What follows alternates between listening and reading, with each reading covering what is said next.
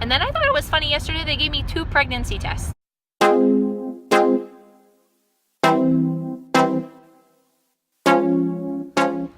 here at Cleveland Clinic on safari, going through the wild hallways of pre-op and surgery, trying to find my way to the parking deck. I have to be careful. There's wild interns everywhere. You never know where they're gonna jump out from. Interns and residents and nurses with needles. I've been here all day going through the jungle. I'm just trying to make my way out for a minute. So I'm out here in the parking garage. I found it. No wild beast out here right now. But I did find that I'm probably gonna have to bed down here for the night in this vehicle. So we'll see what happens. I'm heading back into the wild jungle known as Cleveland Clinic. Go sit with Brandy for a few hours. Once I get through the safari again.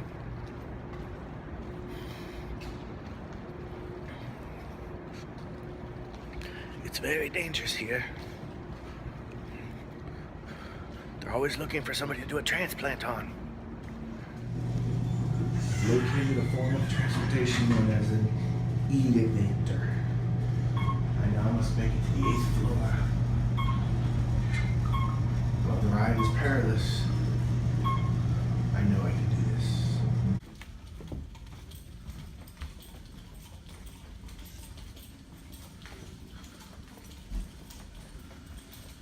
I fear that at any moment, wild beasts could jump out at me. One.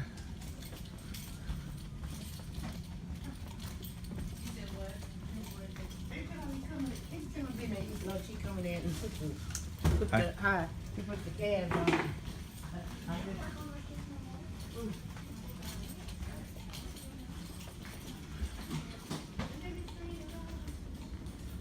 Oh, I'm so lost.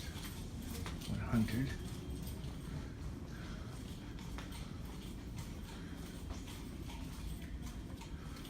Ah, crap. I'm 83. I'm lost.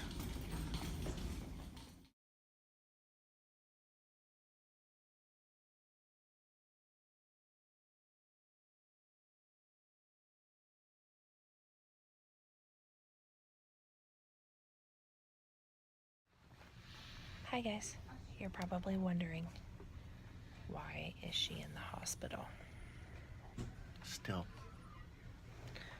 No, I never even told him yesterday. I didn't video it all yesterday. So here's what happened. My incision got infected. They're saying it's a stitch abscess. And yesterday morning, I was told to come to Cleveland Clinic at 7 a.m. to have surgery to fix it. Well, 7 a.m. turned into all day of waiting and being bumped and being bumped. And at 7:30 last night, they canceled my surgery. And I ended up having to spend the night. So did he. So now the plan is for this morning. They're gonna try to take me this morning and do my surgery. So, fingers crossed that it happens. So it is now almost noon. They said that they're gonna be coming pretty soon to get me, to take me for surgery. And they're going to cut the incision open, drain out the infection, and then sew it back up. And I should go home after surgery. Hello. Hello. I'm videoing you. I know you are. I'm playing Galaga for like the 4,000th time since I've been here. What's your thought? God, I love being in a hospital. Okay guys, look at us. We are heading home. My surgery went well. What did the doctor tell you? That it went well. And that there was minimal, Minimal infection. They cut it all out, re-stitched your clothes, and you're good to go. and I'm good to go. That was a crazy, crazy ordeal. So let me explain exactly what happened. I couldn't really talk too much in the hospital because I didn't want the nurses like getting upset or like of me talking bad. I mean, I'm not talking bad about Cleveland Clinic. I really like Cleveland Clinic Hospital, and I wouldn't go anywhere else for, you know, a serious surgery because they have the best doctors in our area. But this is what happened.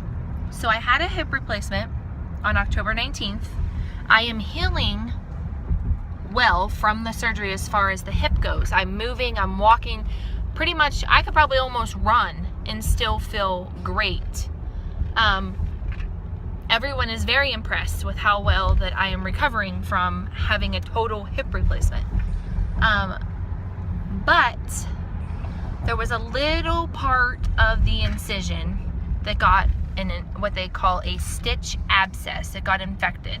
A week ago yesterday, I contacted the doctor's office and told them that I noticed just a little section of it that was having some pus coming out, and it was kind of red. And they said, okay, I want you to come in. Now let me remind you that Cleveland is an hour and a half from where we live.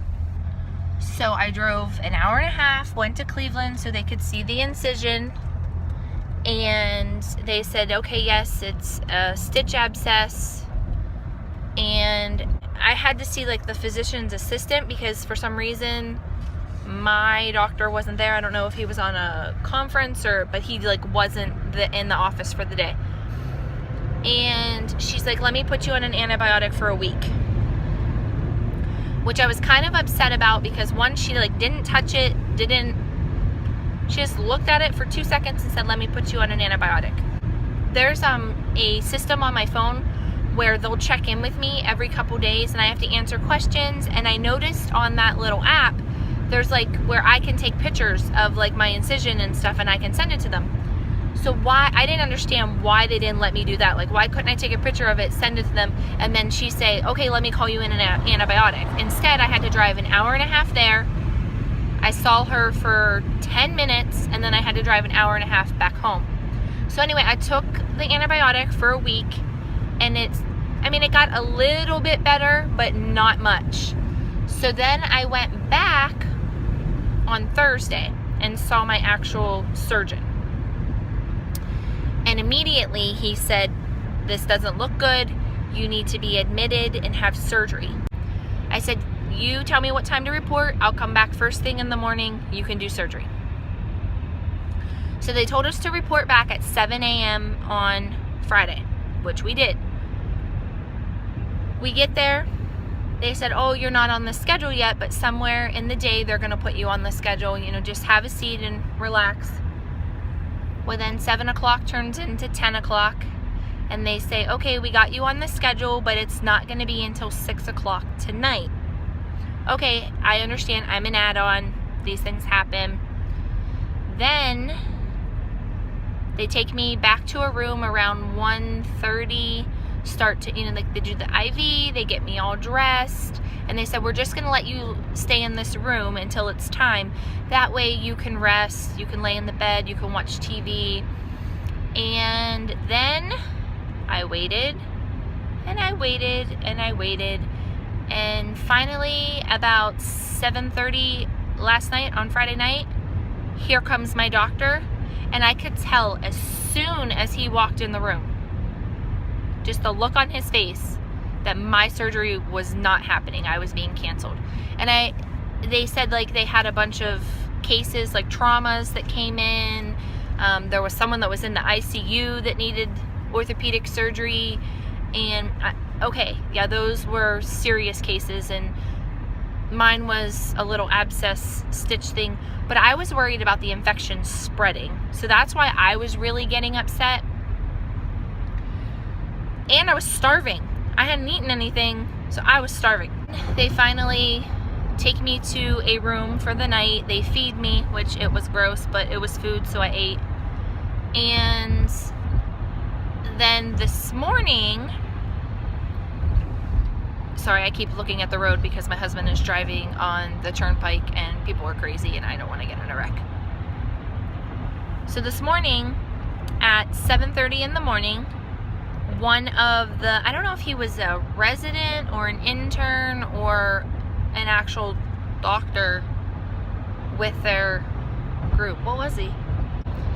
He came into the room at he was a resident. He came into the room at 7:30 in the morning, looked at my infection, said that the plan was to get me down either within like the half an hour at 8 o'clock or get me in at 10 o'clock. And with it being a Saturday, they don't schedule other like outpatient surgeries. So the only way that I would be bumped is if there was like an emergency within the hospital. Well, 8 o'clock came and rolled around and didn't hear anything. 10 o'clock's getting closer. So finally the nurse that I had this morning was amazing. She called and said, hey, what is going on? Like, you could tell she was getting frustrated with our situation and she felt bad. And so then finally a doctor that works with my surgeon, like in his practice, he wasn't my orthopedic surgeon, but he came up and he said, your surgeon right now is in an operating room doing a emergency that came in this morning. He said, but I'm going to go ahead and do your surgery if that's okay. And at that point, I'm like, I don't care who does it. Like, just somebody please do it. We've been here for a day and a half and I'm starving again because I wasn't allowed anything to eat and drink after midnight last night. So then finally at noon, they took me down and my surgery, I was in there for about 2 hours, came out, felt great, woke up, ate some graham crackers, drank some water, got dressed. They took the IV out and we were out of there. They put me on an antibiotic again to take for a week. I have to go back in 2 weeks to have the stitches removed because before I had like internal stitches that were supposed to dissolve, and I guess what happened was a couple of them didn't dissolve and that's how I got this infection. And they had also glued it last time. But this time I have actual external stitches that I have to go back in 2 weeks to get removed. But let's hope and pray that everything is going to go well. And we are now on our way home. And I cannot wait to climb in my bed. And I will probably sleep until tomorrow morning because I did not sleep well at all last night. I swear every hour the nurse was coming in, checking my IV, changing out the fluids. Oh, she gave me like a pain medicine around 11:30. They were checking my blood pressure, checking my pulse ox. It's just, you don't sleep. And then I thought it was funny yesterday, they gave me 2 pregnancy tests. I'm like, guys, I had a tubal ligation. There's no babies. I'm not pregnant. But they had to check twice, so okay. So that was my crazy ordeal with a hip replacement and an infection. And this guy never left my side. Nope. He was frustrated. Yep. And he slept in the chair right next to my bed last night. And his snoring is horrible. And what did that nurse say? Get me to a sleep clinic before I have a heart attack. Yeah, so that is something that I'm going to do on Monday, call for him to get a sleep study. I mean, he even knew. We already knew that he has sleep apnea and that it's bad, but he's never done anything about it. But now we are, right? Yep. Gotta live for your children. You cannot leave me with 3 kids. So once the youngest hits 18, I'm good to go. No. Because once our youngest turns 18, then we go back to just the 2 of us building castles in the sky. Just the 2 of us. You and You and Sorry guys, I have not really been vlogging too much. Life has been really busy. Once I had my hip replacement, I felt the first 2 weeks I was down, but But after that, I felt great, and I have been so busy. Tell them how much weight I've lost in the last month. Like 15 pounds. You better bump that number up. 16. 18 pounds I've lost. Well, as of 2 days ago, it was 18 pounds. But You now, lost a whole boob. yeah, I pretty much did lose a whole boob. So I'm excited. I have about 13 more pounds that I would like to lose, and then I'll be back to like pre-pregnancy weight, feeling great, looking good. I never want to go back to my pre-marriage weight. That was way too skinny. Okay, we're on our way home. Can't wait to hug and kiss my babies. And Jason's going to do something fun tonight with the kids. He's tired though. He has to take a shower when we get home, and then he's taking them to do something fun, and I'm going to bed.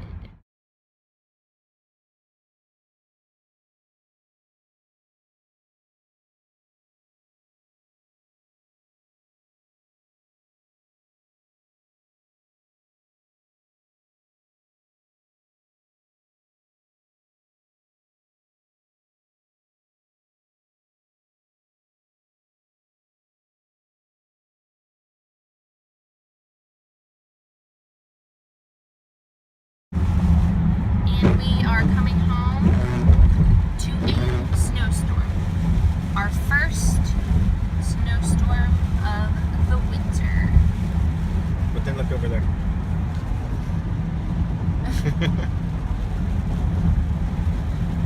I hate snow. I want to move to Florida.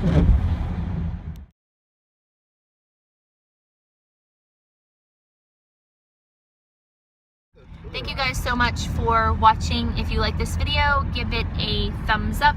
If you are a new subscriber, thank you so much for joining our paradise. If you are an old subscriber, thank you so much for sticking around. And we will see you in our next video. And I promise, there will be more videos coming soon.